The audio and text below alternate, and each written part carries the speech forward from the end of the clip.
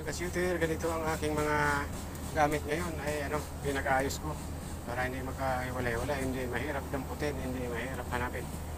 Umpisa ako ng ATF. Yan. Sunod grasa. Grease. Sunod kulang.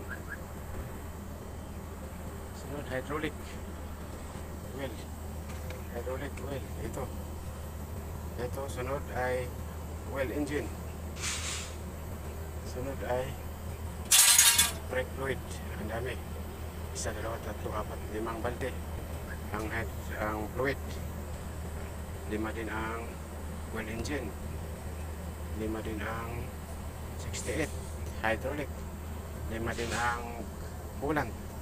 5 ang grasa. 5 ang ATF. Yan lang.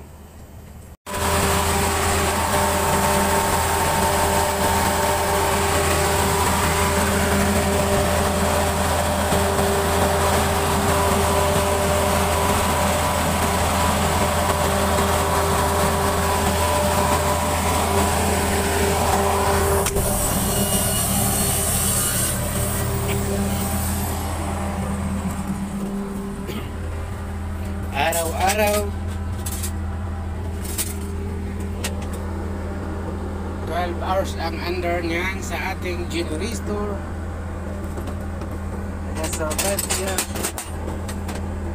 Ang ating engine ay Komatsu.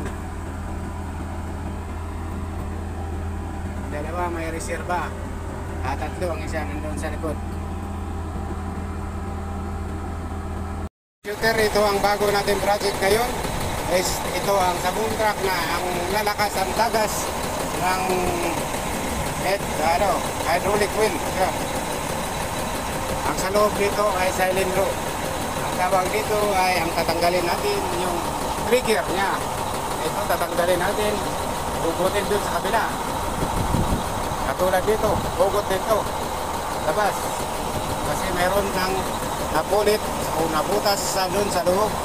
Ang return siguro na hose, yun ang tatanggalin natin dahil malakas. Pinagbabawal nito i-operate kasi may warning na nito. At saka itong boom cylinder, yan, tatanggalin din yan. Palitan natin ng mga air kit. Yan ang ating project ngayon. Hindi pa na, yan, mga leak, mga o-ring yan. Ayan.